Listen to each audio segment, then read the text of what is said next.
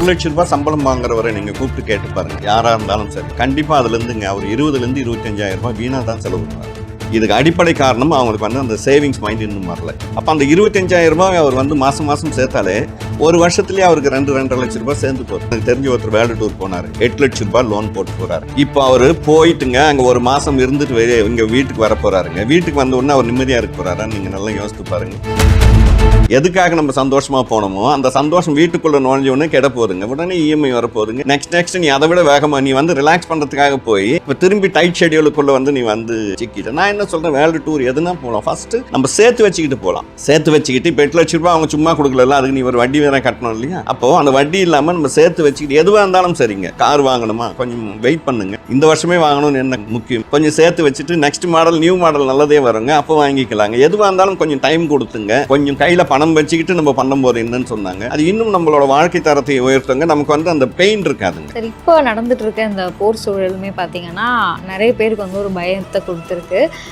நிறைய பேர் என்ன பண்ணணும், இல்லை இப்போ ரிடம்ஷன் பண்ணிடலாமா, இல்லை இன்னும் கொஞ்சம் குறையுமா, அந்த மாதிரியான தாட்ஸ் நிறைய இருக்குது. அதை பற்றி உங்களோட கருத்து? நம்ம மார்க்கெட் ஸ்ட்ராங்காக தான் இருக்குங்க, அதில் எந்த மாற்று கருத்தும் இல்லைங்க. கார்கில் போர் வந்தப்போ ஒரு மார்க்கெட் கொஞ்சம் டவுன் ஆச்சுங்க. ஆனால் அதுக்கப்புறம் மார்க்கெட் கீழவே போடல. அதுக்கப்புறம் ஒரு பெரிய அளவில் ஒரு உயரம் வந்துருச்சுங்க மார்க்கெட்டுங்க. இதெல்லாம் ஒரு பேட் நியூஸாக நம்ம எடுத்துக்கலாங்க. இந்த பேட் நியூஸ் வரும்போதெல்லாம் பார்த்தீங்கன்னா நியூ இன்வெஸ்டருக்கு ஒரு நல்ல ஆப்பர்ச்சுனிட்டிங்க. ஏற்கனவே இருக்கிறவங்க கொஞ்சம் பொறுமையாக இருந்தாகணும். நம்ம சொன்ன மாதிரி தான், நல்ல ப்ரமோட்டர்ஸ் நல்ல செக்டாரில் இன்வெஸ்ட் பண்ணியிருந்தீங்கன்னா நீங்கள் பொறுமையாக இருக்கலாம், அதில் எதுவும் மாற்று கருத்து இல்லை.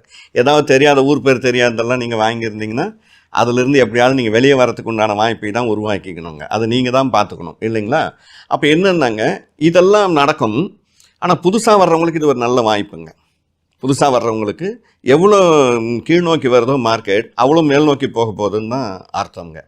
இப்போது இந்த ஒரு 5 வருஷத்தில் பார்த்தீங்கன்னா எல்லாமே பேட் நியூஸ் தாங்க. நீங்கள் பார்த்தீங்கன்னா இந்த 5 வருஷத்தில் எல்லாமே பேட் நியூஸ் தான். கொரோனாங்க, நெக்ஸ்ட்டு பார்த்தீங்கன்னா இந்த ரஷ்யா வாருங்க, இப்போ பார்த்தீங்கன்னா இந்த ட்ரம்ப்போட வரி விதிப்புங்க, இது எல்லாமே இருந்துக்கிட்டு இருக்கு. ஆனால் மார்க்கெட் பார்த்தீங்கன்னா மேலே தான் போயின்னு இருக்குங்க. இதெல்லாம் நடக்க தான் செய்யுங்க. நீங்கள் ஓவராலாக பார்த்தீங்கன்னா குட் நியூஸ் நிறையா வருதா, பேட் நியூஸ் நிறையா வருதான்னு பார்த்தா பேட் நியூஸ் தான் நிறையா வந்துக்கிட்டு இருக்குங்க. ஆனால் அதையெல்லாம் தாண்டி மார்க்கெட் மேலே தானே போயின்னு இருக்குங்க. இப்போ இந்த வார் இப்போ மார்க்கெட்டே இறங்கினாலும் சரிங்க, இப்போ புதுசாக வர்றவங்களுக்கு வாய்ப்புங்க. ஏன்னாங்க வார்ன்றது ஒரு இடத்துல எங்கேயாவது ஸ்டாப் ஆகி தான் ஆகணுங்க. அது தொடர்ந்துக்கிட்டே இருக்கிறதுக்கு உண்டான வாய்ப்புகள் கிடையாதுங்க. அப்போது அந்த பேட் நியூஸ் எங்கே ஸ்டாப் ஆகுதோ அங்கிருந்து அது குட் நியூஸாக மாறப்போகுதுங்க.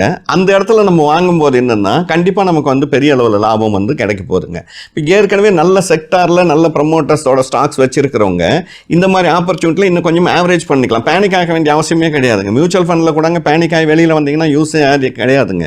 இதெல்லாம் எதிர்பார்க்காத விஷயங்கள். இது யாருன்னா எதிர்பார்த்தோமா? யாரும் எதிர்பார்க்காது. இது நடக்க தான் செய்யுங்க. இது நடக்கும்போது நான் பயந்துக்கிட்டு வெளியே வருவேன், நான் லாஸ் புக் பண்ணிட்டு வருவேன்னா அப்போ இந்த சந்தைக்குள்ளே வரக்கூடாதுங்க. அந்த பயம் இருக்கக்கூடாது. இது எல்லாமே நடக்கும். ஏன்னா இது உலகளவில் நடக்கிற ஒரு விஷயத்துக்கெல்லாம் பங்குச்சந்தை தான் ஃபஸ்ட்டு பாதிக்கும். நீங்கள் உலகளவில் என்ன நிகழ்வுகள் நடந்தாலும், அது நல்லது நடந்தாலும் கெட்டது நடந்தாலும் உடனடியாக அது எங்கே அஃபெக்ட் பண்ணணும்னு சொன்னாங்க, பங்குச்சந்தை தான் ஃபஸ்ட்டு அஃபெக்ட் பண்ணுங்க. அப்போது இவ்வளோ விஷயம் எஃபெக்ட் எஃபெக்ட் இருக்கும். அது நல்லதோ கெட்டதோனும் போது பயப்படுறவங்க இதுக்குள்ளே வரக்கூடாதுங்க. ஓகே, இதையெல்லாம் நீங்கள் புரிஞ்சுக்கிட்டு உள்ளே வரும்போது ஓகே இது ஒரு சின்ன ஷேக், அவ்வளோதான். இந்த மாதிரி ஷேக் எவ்வளோ வந்திருக்குங்க. அஷத் மெத்தா பீரியடுக்கு அப்புறம் பார்த்தீங்கன்னா ஸ்டாக் மார்க்கெட்டே இல்லைன்னு சொன்னாங்க. அதுக்கப்புறம் ஒரு பெரிய அதே மாதிரி தான் இதுவுங்க. இதெல்லாம் சின்ன சின்னது நடந்துக்கிட்டே தான் இருக்குங்க. இது பெரிய அளவில் பாதிப்பை கொடுக்காது. இறங்கினால் சந்தோஷம் தாங்க. புது இன்வெஸ்டாக இருக்குங்க. ஏற்கனவே இருக்கிறவங்க முடிஞ்சால் ஆவரேஜ் பண்ணிக்கோங்க. ஆனால் என்னை பொறுத்த வரைக்கும்ங்க பெரிய அளவில் வார் இறங்கும்ன்றது சூழல் இப்போத்துக்கு இல்லைங்க.